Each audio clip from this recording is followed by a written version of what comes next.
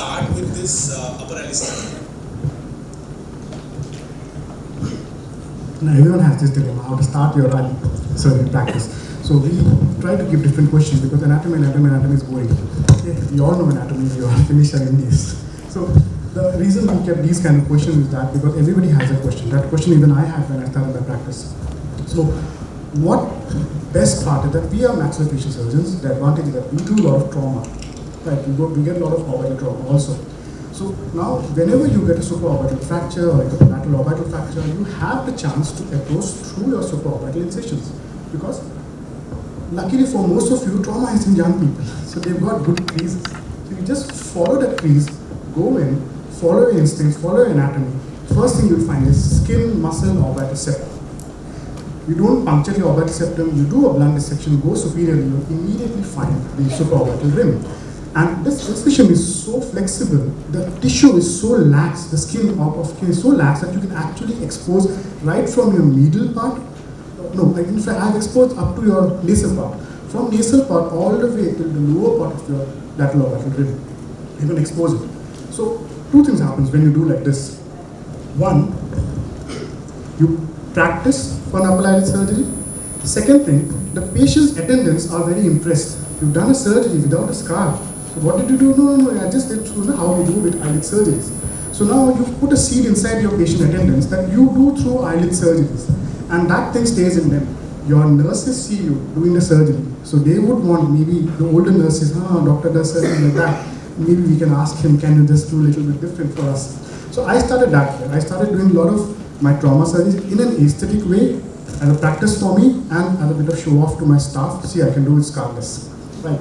So that helped me. My first patients were actually my patients' attendants, their mothers or elder sisters, and the nurses. So they were my first patients because in a private practice, getting purely aesthetic surgery for a beginner is very tough. They would want, show me more pictures, show me your before after. We don't have it as a youngster.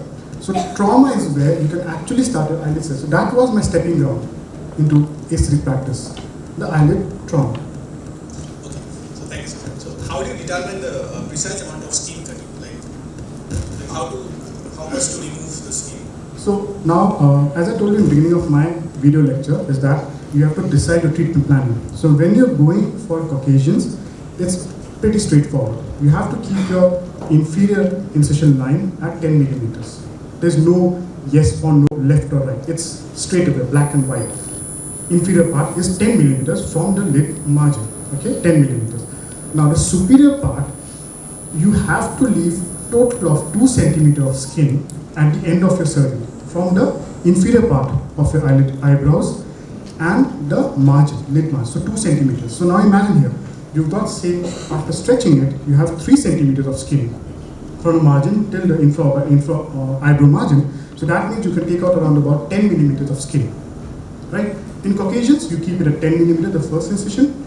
Then from the orbital margin, you take another 10 millimeters, that's the superior point, and whatever is in between that, you can actually excise. So that's how you decide on Caucasian. Asians is a bit tricky. You have to play around in different because patients will be like, I want big crease, I want small crease, I want medium crease. So Asian blacks are considered to be a little more tougher compared to Caucasian because of the marking part.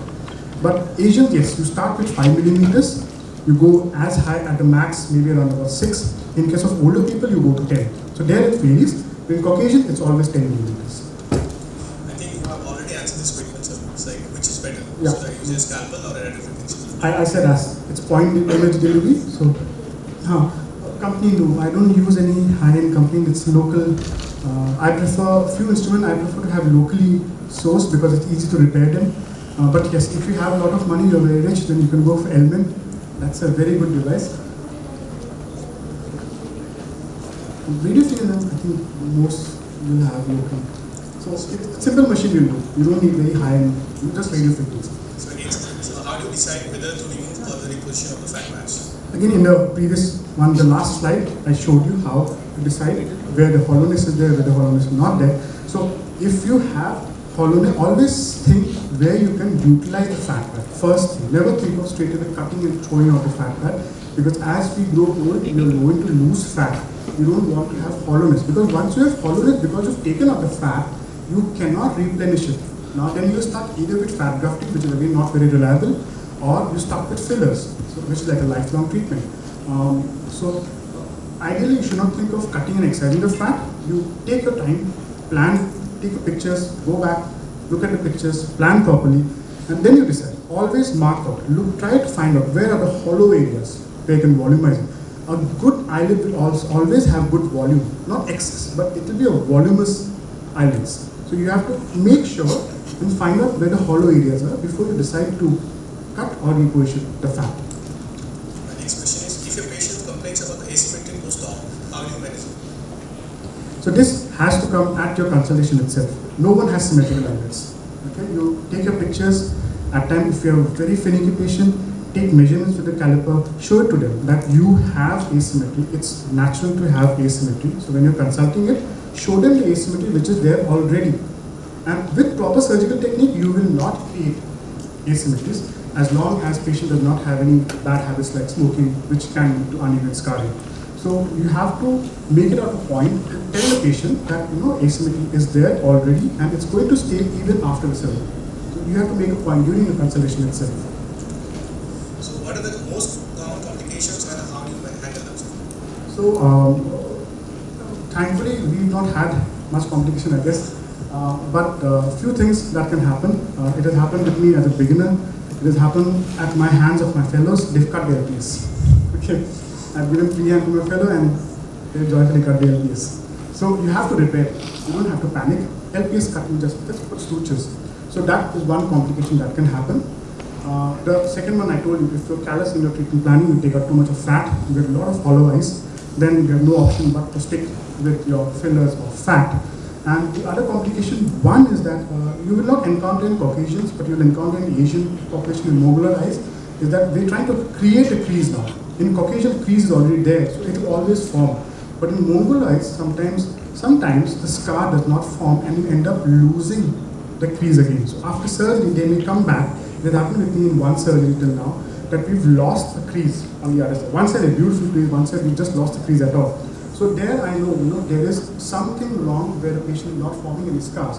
So in that case, then I will be giving buried probably 6 sutures in those cases to make sure that I don't lose it. But I don't always give in all my cases because it's very rare to lose a crease if your technique is proper. Secondly, eyelid is thin. Your suture has the potential to irritate the eyelid and form small sterile granulomas. So it's always better not to put sutures there, only put it if you have a relapse. Okay, so how do you manage a scar when, if you cut the excess skin amount of laterally? So how do you manage this post-op? So laterally, what we do is we suture a muscle, orbicularis to orbicularis, on the corner part, because the entire eyelid scar is not going to be visible, but the lateral scar is going to be visible. So we put sutures here, first dermal with vicryl, okay, with the muscle, and also if you can, if you're okay with it, inject Botox on the corner. So there's less movement, the scar heals much better. Worst case scenario, patient come in little bit of scar, you do maybe CO2 or scar division, Z-plasty. But normally it's not required. Most of them Botox, preoperatively or intra works well for scar. So my last question is, how do you differentiate between the true dermatochalasis and the proptosis? Now, when you have proptosis, what you have to see is that your inferior margin of your eyebrows are along the superior margin of your orbital ridge. So you have to palpate the eyebrows when you're planning your surgery. So you palpate it. So if your eyebrows, when you're palpating the inferior margin and you're going inside the sulcus, that means the patient has a low eyebrow position. So I have a low eyebrow position. So I'm a very bad candidate for forehead Botox. I'm a worse candidate for forehead Botox. Because if I put Botox here, I just go down like this and I have a very starey vision. So you have to first palpate and see where your eyebrow level is, inferior border. So if it is going into the orbital sulcus, that means it's the eyebrow. So then you pull the eyebrows up and see how your eyelid is looking like. If you pull your eyelid, there's an improvement in your eyelid contour, and patient still has dermatochalasis. That means now you have to tell the patient that they need both. Now they need an eyebrow lifting as well as your upper eyelid surgery. So that is how you decide. You have to examine the patient on their eyebrow margin to decide whether there's any proptosis there or not. Thank you, sir. Thank you.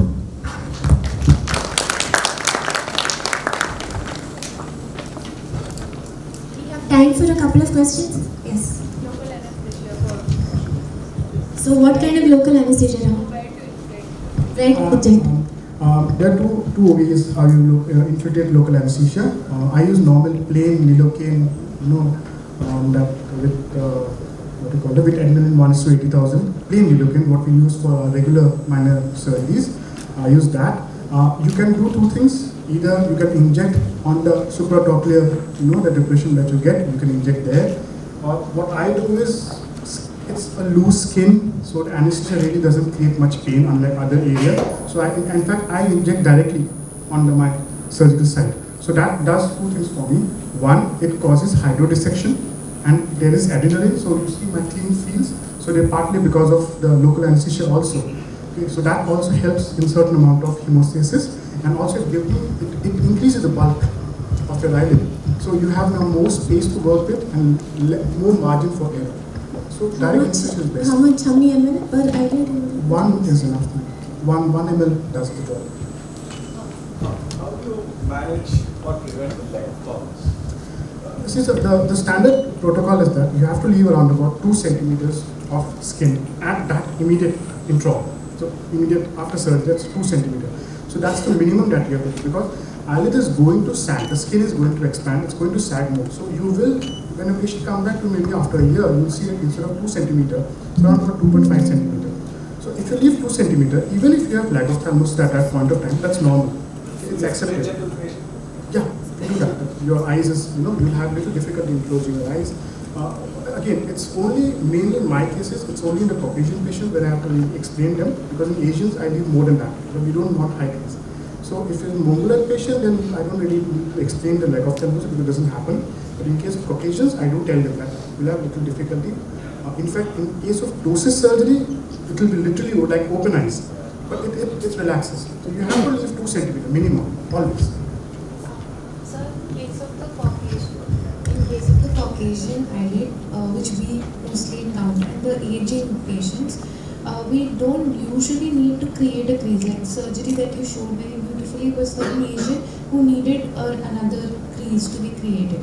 So in case of aged patient, we have a lot of excess tissue and rearrangement of fat that we need to do. So during closure, how do you go about it? Do you still take in the levator in your suturing, or like how do we go about it? So in Caucasian, you can actually get away without doing that, because your tarsal connections with the skin is much more harder.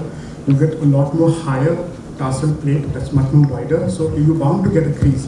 But with the surgery that I've done, I've experimented with both giving stitches with skin LPS in Caucasians as well, and I've done it without using skin and LPS. What I've seen is long-term results. Long-term, if I'm taking a bite with skin and the LPS, long-term, that gives you much better. The loosening of your skin, especially the lower part, that lid sulcus area, it doesn't loosen so early. If you go only skin only, it tends to loosen out. So you tend to get fold at certain point. But in case you take skin and LPS, you're going to have the results stay you for longer, because you're making sure that you're reinforcing that scar and skin stretchability. won't we end up having two creases? No, doesn't happen, because crease will anatomically always form at the superior part of the margin, and your suture is exactly the superior part. Last question. I have certain questions. The first one is, do you Questions? use hydraulic dissections for this? He said that, yes. Yes. How do you look at it? Yes. Next question. So I wanted to ask you regarding the first case what you have shown onto the right side, did you do the lateral repositioning, or you just left like that, lateral fat removal, or you So the first case was ptosis, and he didn't have any hollowing issues in that. So in this case, I just took out the lateral fat. There was no repositioning in that case. no, onto the right side? No, nothing. It was just excising the fat. And you mentioned about the Botox post for the removal of the lateral scar. Botox, you give it at the time of the surgery or post? Most of the time I give at the time of surgery. At just the time of surgery, I give it. We take out cells after around 10 days.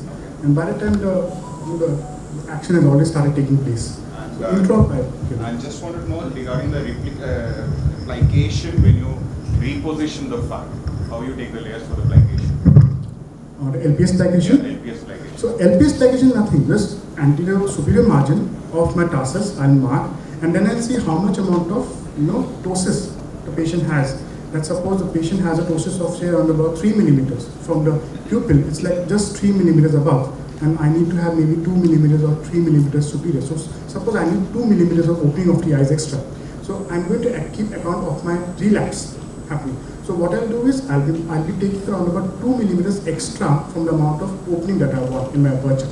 So from the superior orbital margin, instead of for 2 millimeters of extra opening, I'll take 4 millimeters margin. So I keep around about 2 because it's going to lag down. So you need to take 2 to 3 millimeters extra. Yeah. Thank you, Rahul.